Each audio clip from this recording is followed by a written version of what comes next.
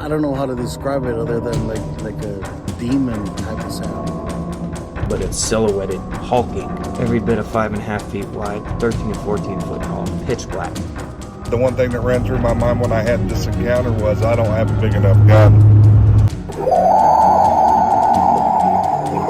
Your host, two-time witness and field researcher for more than 40 years, William Jevning. Welcome to Creek Devil. I'm going to turn this over to Brian today. So, Brian, why don't you take it away? Sure. Well, welcome, Ken and Dan. Of course, you guys just came out. Dan directed the movie, and it stars Ken, and it's called Big Fur. And so, first question to Ken, can you take us back? I mean, I've seen the movie, but can you tell our listeners just about how you got involved with taxidermy? And because a lot of people might hear that term for the first time or haven't heard in a while, and they think, oh, it has something to do with the IRS. But how did you get involved with taxidermy and your interest in Bigfoot? Well, the taxidermy started a long time ago. I was always interested in animals and things like that in nature, and I kind of had some artistic abilities like sculpture and things like that, and taxidermy is weird. It's not really a job that you find. It seems to find you.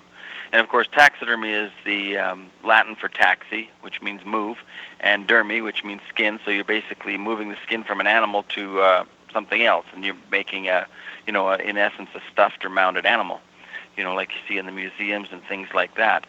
And there's a lot of people that make a pretty decent living doing it, and I'm one of them. And so it was just something that I think I went professional at the age of 16. So. I've been doing it for 40-some years now. Yeah. Sorry. And how about your interest in Bigfoot? Where did that start? Well, it's funny. As a kid, I was interested in Bigfoot as a kid, but, my dad used to always tell me that, oh, no, that's just, people dressing up and running around the forest and things like that. And, of course, it had to be real for me. I clipped the articles. As a matter of fact, I remember clipping the article from the Bighorn Dam incident, which is famous here. The whole work crew quit because of a large Sasquatch, and it was in the front of the Edmonton Journal newspaper. But then, of course, as I got older, I just decided that such things don't exist. But then, as I became a hunting guide and became entrenched in that world, I started hearing stories from people who had seen things. And then I finally had a couple of accounts that I couldn't ignore because they were people I knew and trusted, and basically they were, Class A Sasquatch encounters. And so that was when I started my investigations. And that was just about the time I quit the Smithsonian Institute, which is really too bad because there's a few people there whose brains I would love to have been able to pick. But, so then basically what I do is in the Sasquatch realm is I network with hunters, trappers, and fishermen who are probably the better witnesses, but yet the most secretive of people, that have encounters.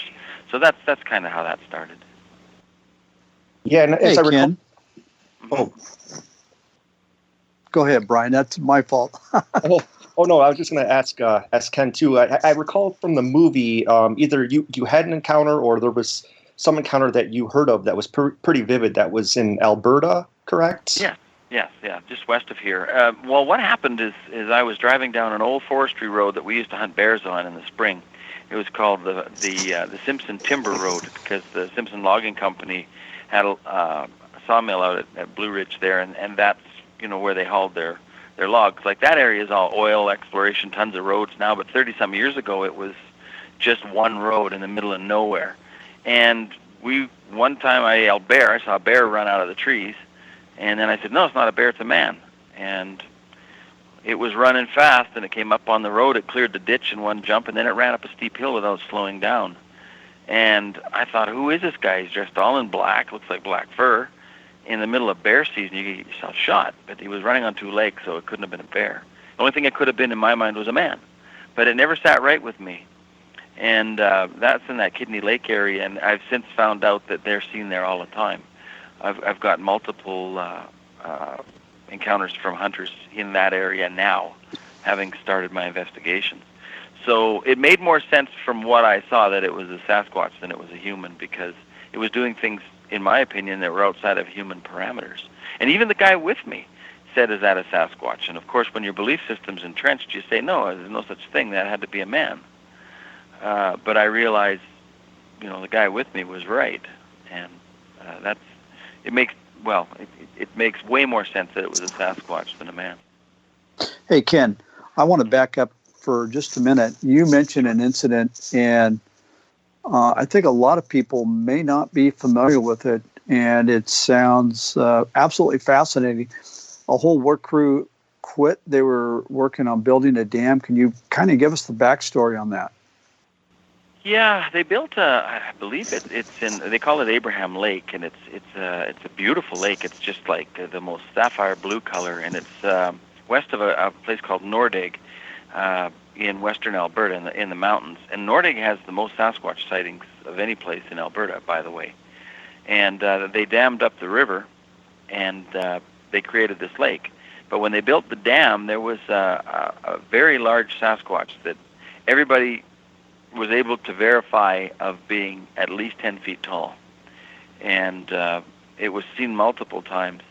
And it got to the point where people didn't want to work on the work site anymore. And it was quite well known in Alberta. As a matter of fact, it's one of the sightings that they say has the most witnesses to verify the actual height, because its head was touching a branch that was 10 feet up, for example. And there was an incident where a guy came in and threw his keys on the counter and quit, one of the bulldozer operators. And I was able to track down a guy who was friends with that guy. It was kind of the unknown story as to why he quit. But according to this guy, that Sasquatch tried to pull him out of the bulldozer, and he had to back up and keep swinging the shovel. And until it finally gave up, and then he ran back to the office, threw his keys down, and quit his job on the spot.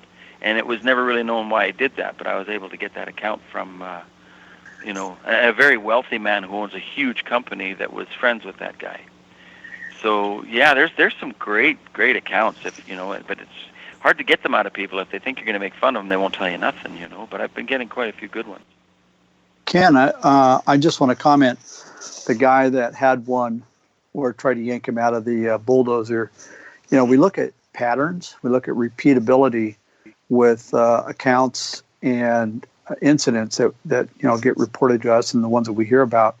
Mm-hmm. And that one is we've heard incidents like that in the past. So it's like we're not sure why, for whatever reason, the creature seems to have some sort of objection to either the activity or something. But I just want to say that this guy's encounter isn't totally unique. Yes, and also too, it also seems strange that every time they seem to take exception to people damming up rivers. Look at Bluff Creek. A lot of times when they're doing dam projects on rivers, they seem to not like that. And that's a pattern that I've noticed as well. Like if deforestation is one thing, but for some reason they take exception to dams. I don't know why that is. When they built the Brazos Dam here, they had incidents as well. Hey, I want to ask a question for Dan. Dan, how did you get to know Ken? Did you know him beforehand, or how did you come across Ken as a subject for your film? Well, I started, I wanted to make a movie about taxidermy.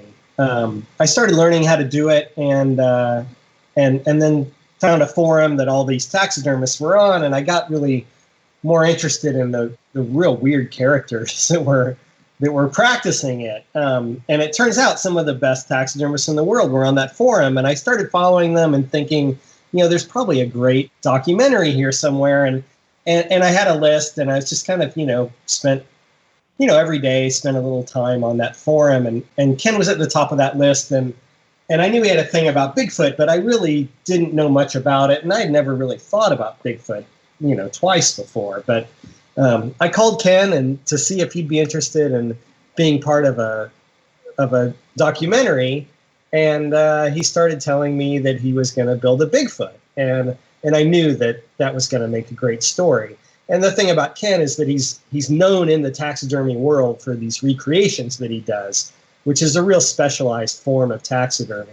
You know, instead of specializing in fish or birds or mammals, and of course Ken can do all of those because he's really one of the best that there are, but he does these recreations. He did an Irish elk, he did a giant panda, he did a saber-toothed tiger, and you know, these are animals made out of other animal hides. And they take a lot of research, and I knew that, you know, he puts a lot of effort into these, so I thought that it was going to be a great idea. And then the more I learned about Bigfoot, the more I realized that there's a whole nother audience out here for this. So I think it worked out pretty well.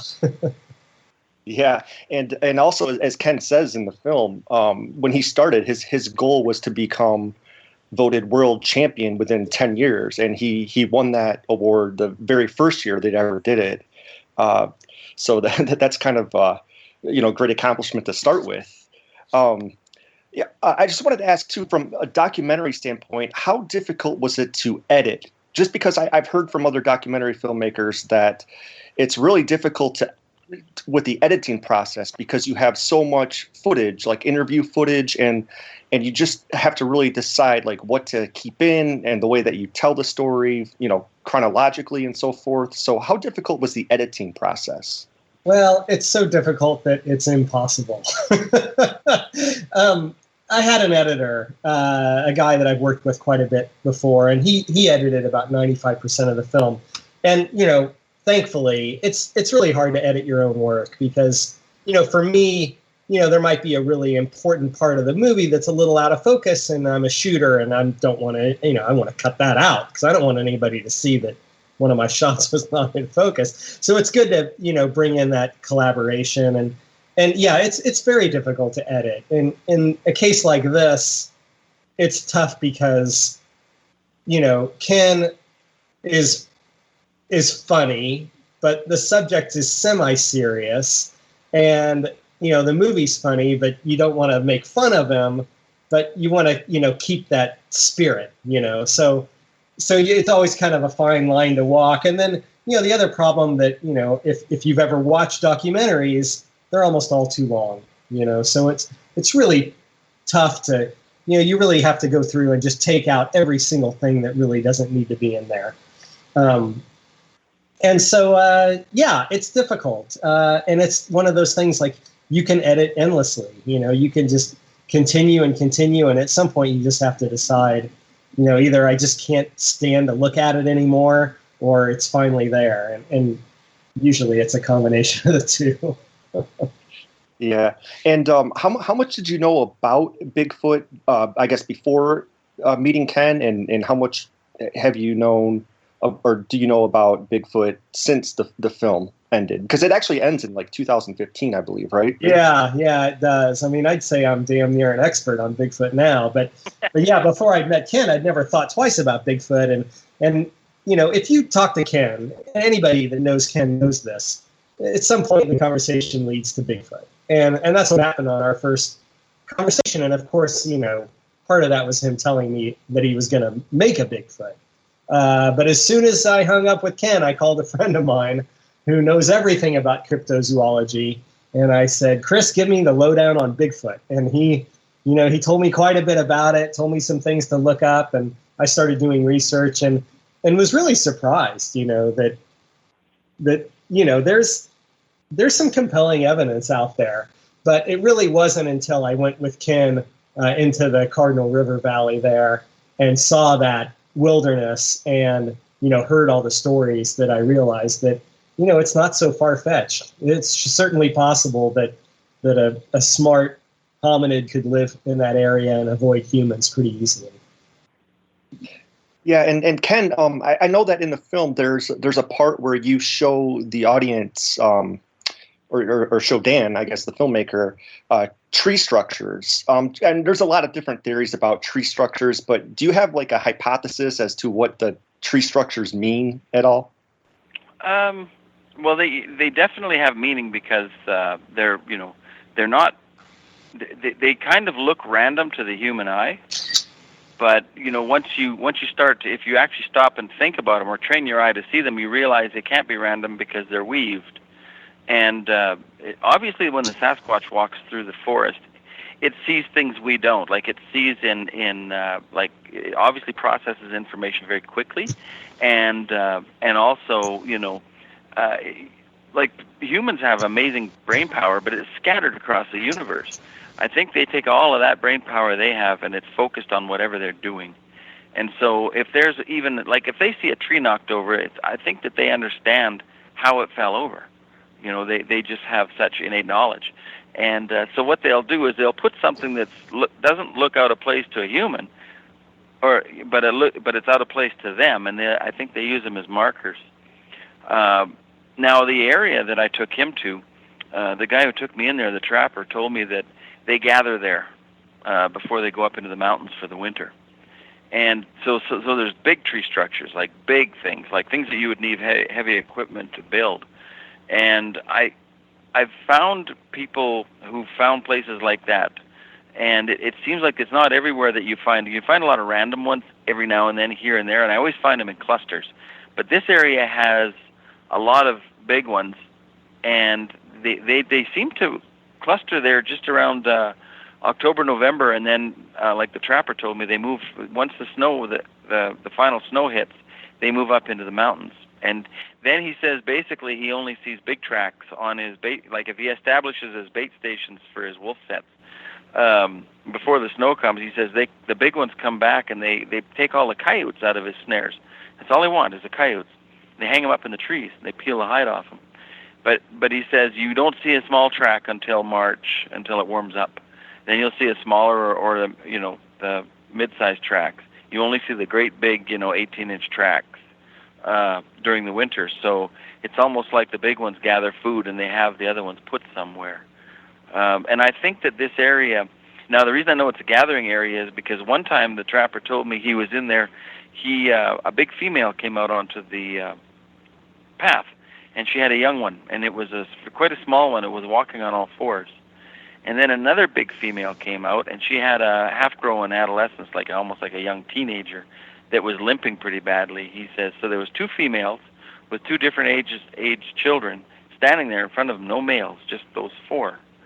And so just from what he's told me, they seem to come into proximity.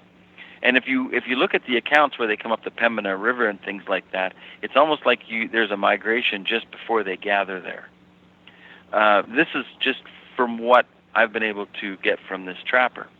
And so in that particular time is when I took Dan in there and showed him the area. And Dan's not telling you I called one in for him. He's not telling you that, but I did. I got to save something, huh? Yeah. Well, it's you can't just call in a Sasquatch. They're smarter than we are, You have to have a way of knowing he's there. So what we did is we used dog. Dan had his dog, and I told him, I said that I'll make a couple of short calls, nothing quickly, or just a couple of quick ones, so that they can't sit back and realize it's just me making fun, and they'll come and check it out, and it's almost like they scan you, but the dogs know they're there. The dog goes crazy. And I told him, I says, your dog's going to go crazy if one shows up, and it'll show up downwind. And I have no mystical, magical powers over his dog. I told him that. So I gave a couple of short calls, and, 10 minutes later, that dog was fixed on that ridge, and it went nuts. So one came in and had a look at it. And then, of course, once it was busted, it left because they don't like being busted. And so after about 5 minutes, the dog calmed down again. But, it was there. Yeah. One of the things I think might get underappreciated when people watch the film about the taxidermy field just in general was that when you were first conceiving of developing this or recreating this creature based on the Patty film, you made an emphasis on talking about the pose, because you said that taxidermy, it's not just the creation of the physical features, but you also have to give the creature the right pose. And How long did you think about that and take that into consideration when you were making it? It was kind of everything was fluid. I decide things as I go along. It's funny how that works, but I didn't want to do the the iconic, what is it, frame 64 or whatever it is, where she's walking and she's looking back. I mean, because I know someday somebody's going to commission that from me, and then they're going to at least pay me to build that. But I didn't want to do that right off the get-go. I wanted to do something else. I just want to do something different. And so, it had to be based on an actual observation, or I felt I was, because you can't really make things up if you believe the animal's real.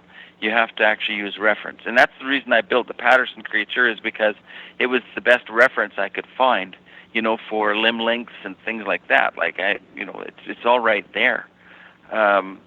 So I've read that one account where a lady saw one, and it actually pulled the branches back, and she saw it looking at her. They do that thing where they palm out. They put their hand in front of them with their palm out, and then they, almost like they're swimming, and they move branches that way. So that was what I did. I just wanted to do something that was based on an actual observation. Just so, like, anything that I had to guess was an educated guess. But as far as the eye color and things like that, I went through all of the accounts to see what people described, and I tried to make sure that everything was, and then what I could glean from the Patterson frames. Did a lot of people in that industry, because I think you say, like, maybe at first people thought you were crazy, but once you came out with the final project and entered it into the contest, were other people in the field impressed? Did they come up to you and say good job, or were they still kind of saying, "Oh, this guy's crazy," or whatnot? Oh yeah, there's people who don't believe will always think you're crazy. You can't change that. You just can't let it bother you, But and those people, I like to have a beer with them. But the people I want to talk to, people come up and say those things aren't real, and I said, well, your opinion doesn't matter because you haven't seen one. I said, really? I said, and I'm not trying to be rude, but there's nothing I can learn from you. I said, now, when you leave, there's somebody waiting around the corner, kind of spying, waiting for you to go, and they're going to come up here and tell me they saw one. And now they're going to tell me how close I came to actually nailing this thing. And I said, that's the person I want to talk to, not you. Yeah.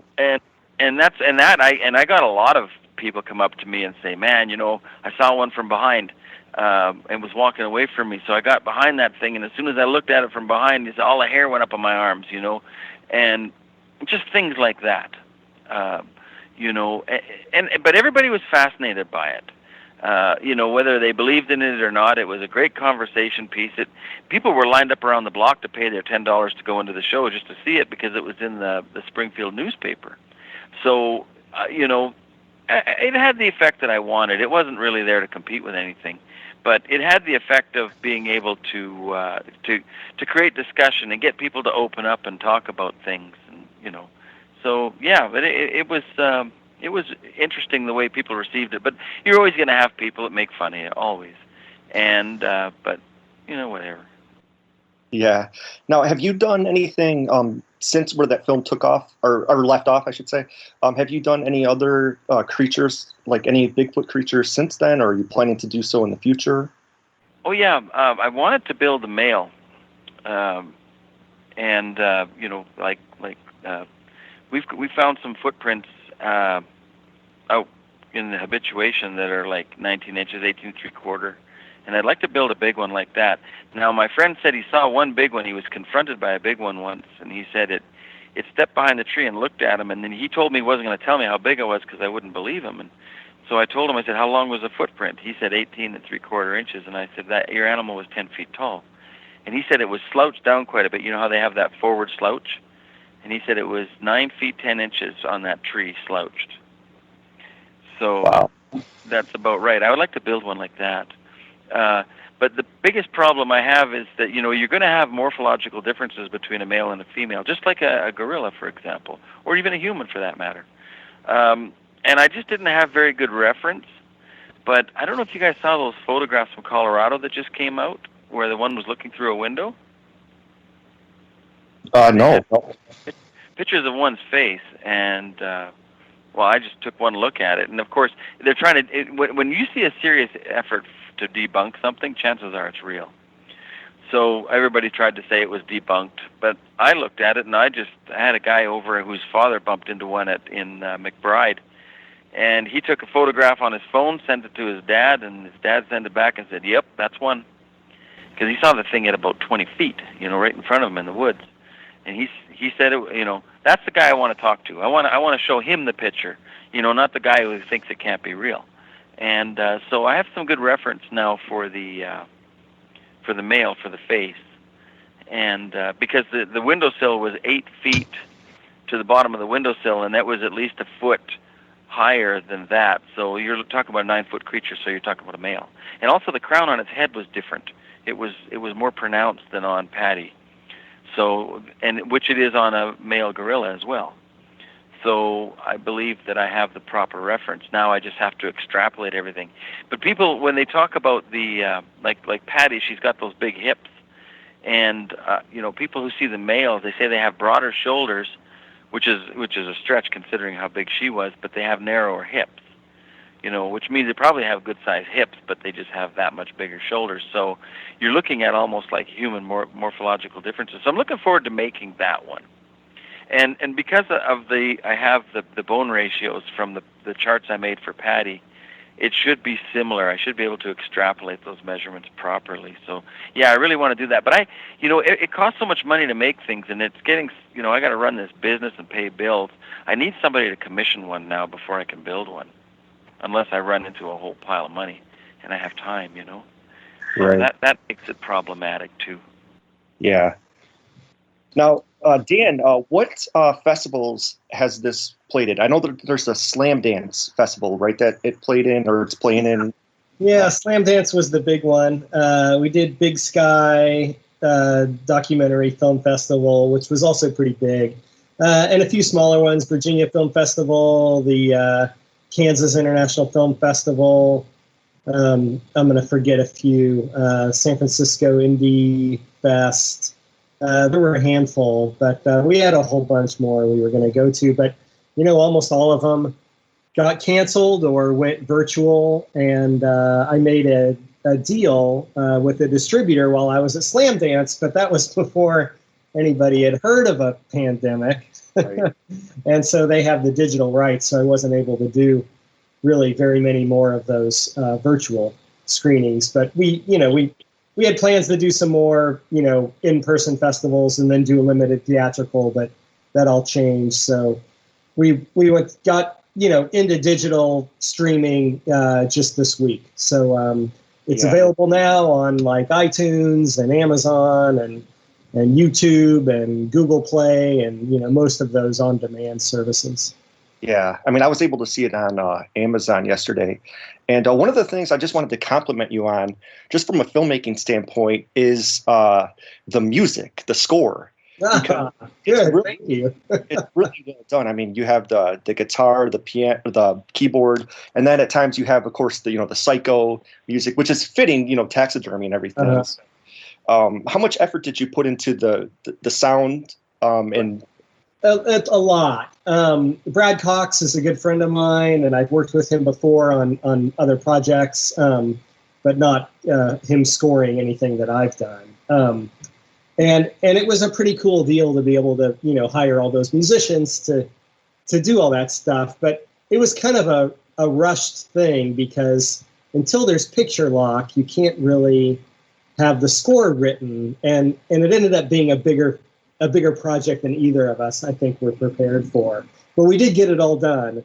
And it was pretty fun. It was really the last thing that happened. And I showed up at the studio while they were getting ready, and he's got all of the, I thought they were going to watch the film and record the music, but that's not the way it works. He had a click track for all these different segments, and he had scored them, and so they didn't even do it in order. They just, recorded these, most of them are, 30 seconds to 2 or 3 minutes. And I get there and he's got all the music spread out on the piano. And it was pretty funny because one was called Poop in the Freezer. And So I had, all these names that fit the different segments, which I thought was great. And it worked out pretty good. I was real happy with it.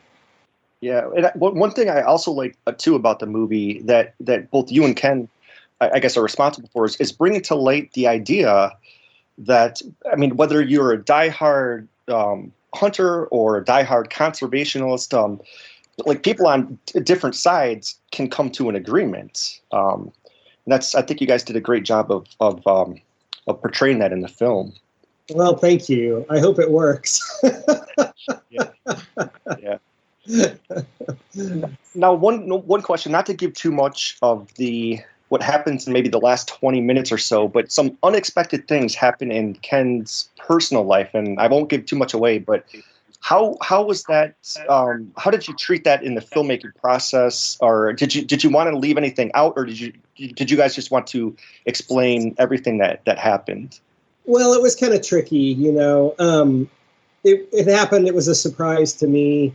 And, I knew that it was an important thing because it was kind of a life-changing event for Ken, and it's a biographical film. So I thought it kind of needed to be included. And I tried to kind of cut it down as much as possible to just describe what happened to get the point across. I did cut a version without it, and it just didn't work right. It seemed like something was missing, some things were confusing, and I thought it worked better with it in there, and I tried to be pretty delicate about it. Yeah. Now, this is a question, I guess, for both of you, but during the course of when you guys were making the film, did people around you that were maybe non-believers, like maybe in Ken's case, his wife at the time and kids, maybe they didn't believe in the subject, and also for you, Dan, like people around yourself, the time that you were making the film, did you perhaps convince them, or were they more believers by the time that you got done with the film? Yeah, I would like to think that, after watching it, people would at least, give it some thought, But I think that, you guys probably know as well as anybody that some people just don't have an open mind. They're convinced that there's no way that they're out there because we know everything. And then there are people that have seen them and they know for sure that they're out there because they've seen them. And then there's a lot of people that, I probably fit into that camp that, I wouldn't discount it completely. And I sure do like the idea that, how cool would it be if we do really discover, Yeah, you hit on a great point there because, like, as Will, he can comment on this as well, but he always says that there's certain people that are just going to be non-believers. Then you're going to have people that are believers, and then you have maybe skeptics. And Will, like a lot of people in the field of Bigfoot research, a lot of them don't like to hear from skeptics, but actually Will likes hearing from skeptics, and he embraces questions that they may have, because skeptics imply that they're just not sure of it, they're of the subject being true, but they're willing to kind of consider evidence as it comes forward. Will, do you want to maybe comment on that? Yeah, I don't. I'm not going to beat up on everybody in the Bigfoot field, but the majority of them don't really know much about what they think they're experts on. And when skeptics confront them, they can't answer the questions.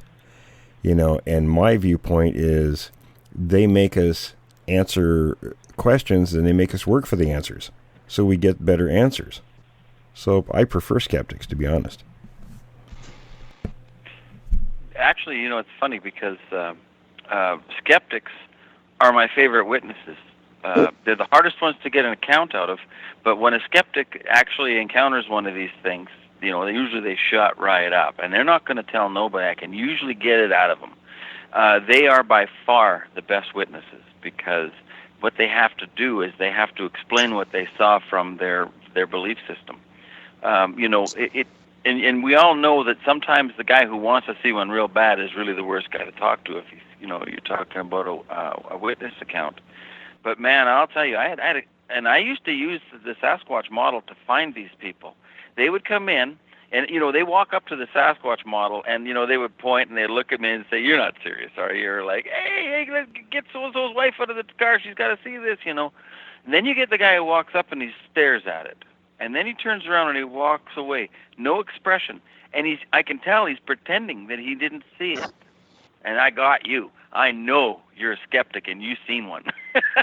And I had one guy in here with his buddy, and I got him to admit that not only did he see one walked in between his friend and him when they were taking water out of the river. And it was like an 8-foot tall, and it was the Pembina River. I even told him where he saw it because I know where they are. And then he had to sit there and lecture his friend endlessly about how you better not say anything to the guys at work. It was great. And his buddy's looking at him. His buddy's looking at me, and I said, your buddy a liar? He says, no. I said, your buddy saw a Sasquatch. I said, there you go. But yeah, like the skeptics, the skeptics, and you have to be able to, you have to be able to stand there when they ask you a tough question. And if you don't know, you have to be able to say, I don't know. The biggest problem is that so many people get a chip on their shoulder about this subject, and really, you can tell them your theory, but if it's a theory, you got to tell them it's a theory, and if it's a fact that was related to you, you have to say, well, this was related to me. I can't prove it to you, but you're right. Like they do keep you on your toes, and they keep you honest. There's no two ways about it. But boy, you get a skeptic that sees one, that's a great witness. Yeah, absolutely. And it's been said, or it's been speculated, that for every one that comes forward and tells their story, there are probably 10 more people that have seen it or have a story themselves, but they just don't want to talk about it because of they're fearful of being ridiculed. Oh, Yeah. exactly. Yeah, and I think it's even more because what does they say? There's 500 reports a year, and out of the dozens of people that have come in here and I've talked to, not one person has filed a report. Yeah, absolutely. So, definitely more widespread than people assume. So, yeah. Ken, I wanted to ask you too, because one thing that I had to ask from the film is that, are you still doing the Roy Orbison music and karaoke shows? COVID has shut down karaoke, but I have a set up in the house, and I sometimes I have friends over and we do it. I've the whole Roy Orbison thing, I haven't done a show for many years, and even when Dan brought me into the studio and they made me sing like In Dreams, I said, I don't even know if I can still sing this song, but yeah, so but I have been working on original tunes. Like we wrote the song in the movie, the theme song at the end of the movie was one we wrote off the cuff there. And I've been writing songs for years. I have a bunch of stuff here, and I don't know. I'm hoping to finish off some of them and put them out. But yeah, I do it for fun, I just wish that they would open the bars up again and let us go in and sing. Yeah. Dan, did you know that he was a Roy Orbison sound-alike before you started doing the film? Or? Yeah, I did. I'd read a book called Still Life: Adventures in Taxidermy that Melissa Milgram wrote. And Ken was one of the characters in that book. And she had mentioned that he was had been a Roy Orbison impersonator and did a really good Roy Orbison. And of course, my first time meeting Ken, which was in Indiana, and then went up to see him in Canada. There's always going to be karaoke. You're always going to end up at the bar, or what they call the hotel there in Alberta Beach. And he's it's a big thing for him, and it's fun, and music is a big part of his life, and I would never let him play music in the shop while he's working, because that just creates like an editor's nightmare. So I know that drove him crazy. So it was I tried to include that the music in another way, and so I shot him in the bars quite a bit, doing karaoke, and then had him come visit here in Kansas City and put together some musician friends of mine in the studio so we could record some of those songs that we ended up using in the movie, specifically In Dreams. So it was really fun. Yeah, and in the movie, Ken makes a really insightful, analogy where he says that being an impersonator or a sound-alike is in a way kind of like what he does with taxidermy, because he recreates something. So I thought that was a pretty good metaphor for taxidermy in a sense. Yeah, it's kind of like doing cover tunes. You're really paying homage to the people who did the original tune, just like in taxidermy, you're paying homage to the natural depiction of the animal. So yeah.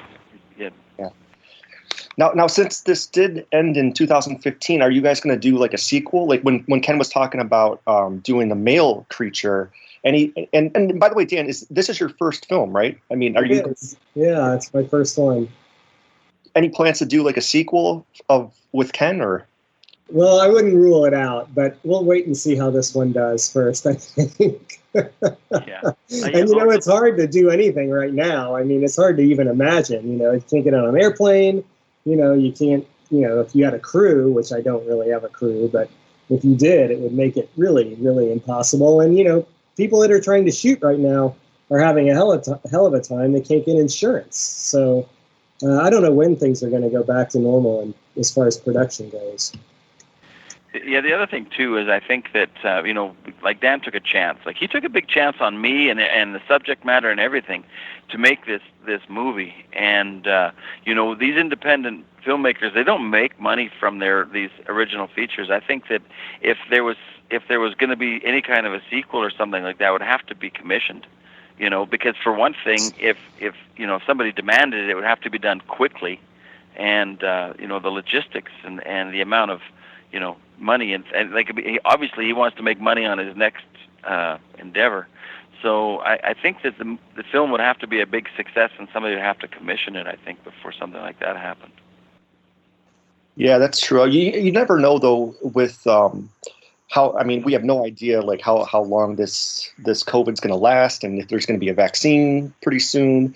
Although there is one bright spot, which is that AMC, now at least in my area, is going to start opening theaters again next week. So Great. Maybe, who knows? Maybe like in your case, like maybe the film will get some success, and maybe we'll get funding for a sequel and more exposure to the subject in general, because we're seeing more of a belief in the creature's existence more so every day, it seems like. So that's why it's so important for like films like yours to get out and to be exposed to people.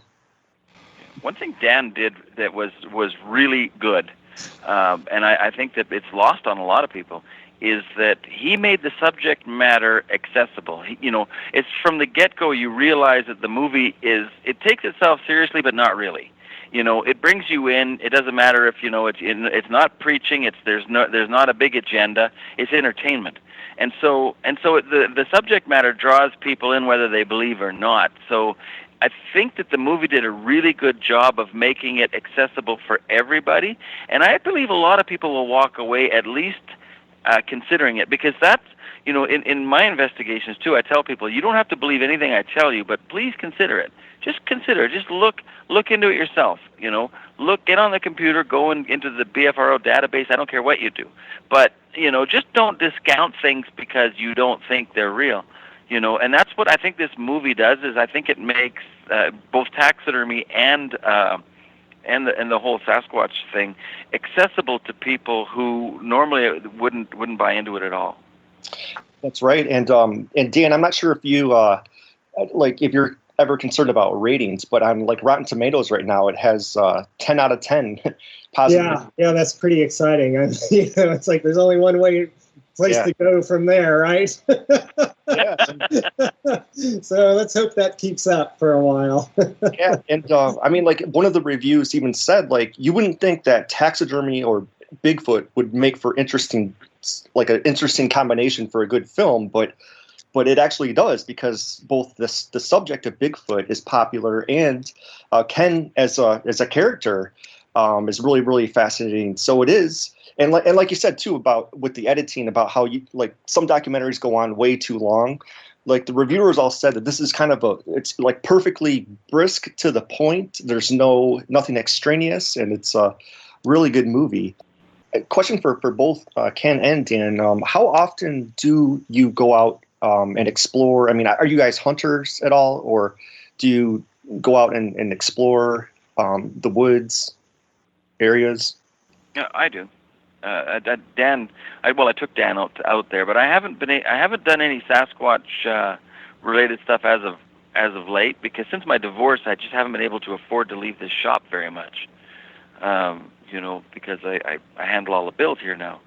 But one of the things, like if I meet a person who's been in the woods for 50 years, they might have seen 2 Sasquatches, and then the next guy comes in, he's been in the woods for 50 years and he's seen 2. Well, now I've got 4 accounts from 100 years in the woods, The only thing that we have over top of the Sasquatch is our ability to compile knowledge. So, when you look at a database of sightings, you're looking at 1,000 years of research. So I never go out there thinking I'm going to find something or see something every time I go. I might find that, the things I'm looking for, like tree structures, but, I would like to spend more time out there, especially with like-minded people. And I would like to drag Dan up there again. Yeah, it's a beautiful place. I'm not a hunter, but I'm an outdoorsman, and I hike a lot. And I grew up hiking summers in the Ozarks, and I never had an encounter or never thought much about it. I try to get to the mountains as often as I can. But since I made the movie, I've had a lot of friends that have come to me with stories of their own from when they were younger, and I was real surprised. But people don't talk about these kind of things to just anybody. So. That was a real eye-opener for me. Yeah, in fact, you actually took my next question. I was just about to ask if, since the process of making this film, if anyone has come up to you and shared some stories that they haven't really shared with anybody else. But how about you, Ken? Have people come up to you and told you, hey, I've never told this to anybody, but since you're interested in the subject, I have a story to tell you. Yeah, but mind you, because of the hunting community and the taxidermy community, I get accounts all the time, like a lot. As a matter of fact, there's a girl working in the shop right now who encountered what I think was one this weekend. She saw the young one, and she's a taxidermist. She's very knowledgeable, and something bluff charged them and was shaking the big trees. And she saw something running away, and she said it wasn't a bear. She said it looked like a person running on all fours. It was a young one, and it was red and with blonde undertones. She said it didn't look right. It ran funny, but she also told me before this happened that every time they go in there, she feels very, very uneasy. And I told her, I said, there's probably one in there. They're out setting up trail cameras for hunting season, and they're in an area of activity and a lot of wilderness. And that was just this weekend. So I'm getting accounts like this all the time. Out of curiosity, how close was she, or how close did the creature come to her? How close were you from it, Leslie? 15 yards, she said. Now, she's got a trained eye. What she said wasn't right. I showed her the picture of the Jacobs photos. She said that's exactly what she saw, only it was a different color. She said hey, Ken. It gave her chills, Yeah. Ken, this is Tom. Can we, if Leslie doesn't mind, could she just kind of get on real quick and just tell us, share the encounter? If we could hear it from her. Leslie, they want to hear your story. Do you want to talk to them? Okay. Yeah, she's cool, and she's originally from Pennsylvania. Here, I'll put the headset on her. Hang on. Hi there. Hey, how you doing? We want to hear your encounter because it sounds absolutely it was one of these things. So yeah, fill us in. Not a problem. Yeah. So a friend of mine, just preparing for hunting season, setting up trail cameras to see what's in the area, and my friend's fiddling around with the camera, and I'm kind of keeping an eye out just because obviously where we live, there could be a whole gamut of different creatures out there. So I hear a snap, and they sound like something broke a really large branch. At first, I just assumed, perhaps it was a deer, possibly a moose. And my friend's not really paying attention, so she's still working on it. And I hear a second snap, another one, and I'm kind of concerned at this point. I kind of pinpointed where it was at, and it was nothing I could see. It was in the deep part of the bush there. And so the third time, even louder, a third snap. And at this point, my friend turns around, and she's like, that's not a deer. It's not a deer. So at this point, we're getting a little uneasy, and she finishes up, And so we head back to the truck, and out of nowhere, just this rush of energy, this huge, you could just hear this something like running towards us, and all these trees and bush are just swaying, and I can't see what it is. My friend takes off. I'm like, I'm not going to trust her in a zombie apocalypse because she's going to leave me way behind. So anyways, at this point, she's gone, and I'm kind of stuck because I have to get into the passenger side of the vehicle, which is between this bush, whatever's coming towards me, and then I, of course, have my back towards the truck. So I turn around just to kind of see what's coming at me, and that's when I see this creature of some sort. I can't quite understand what I saw. At first, I just, I kind of thought this got to be a bear cub, but it was a really unique color. It was this kind of russet reddish, brownish, a little bit of blonde to it too, and it was kind of loping. It was just like quite literally on 4 legs and just kind of running in a way I'd not been familiar with. And the one thing that stuck with me, I saw it for just a few seconds and it was gone because it was between me and whatever the larger thing was behind it that was charging us. And what I noticed about it was that it didn't have fluffy bear fur. It had almost a scraggly kind of hair-like covering all of its body, and it didn't have the fluffy underfur that you would normally see this time of year on bear cubs. And so that's what stuck with me. And then, of course, it was gone. And whatever it was that rushed us, it came with such force, but it never left the tree line. I could not see what it was. It just kind of stayed in the, stayed behind the trees.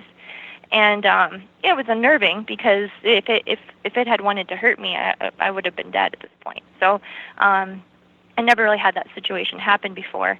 So I got back in, and then we took a couple hours to kind of decompress and talk about what we just saw or experienced. And it was a real interesting. I never in a million years would have thought that I would have been one to run into a potential Sasquatch sighting. So. Yeah. And that was this weekend, you said, right? Just a few days ago, or? Just a few days ago, yeah. This past weekend, about a week. Yep. Well, thanks for sharing. Wow. That's a very interesting story. You're very welcome. And here's Ken. It was a good account, actually, and I get those all the time. Yeah, absolutely. You never know. Again, a lot of people out there probably know somebody and they just haven't heard their story. But like you talked about before, a lot of these the encounters people have don't get reported. Like you said, like 500 in that area or 500 reports, but there could be 10 times. Well, thanks, Dan and Ken. We're about out of time, but thanks for coming on and telling us about the movie and about your experiences in taxidermy. And once again, the movie's Big Fur.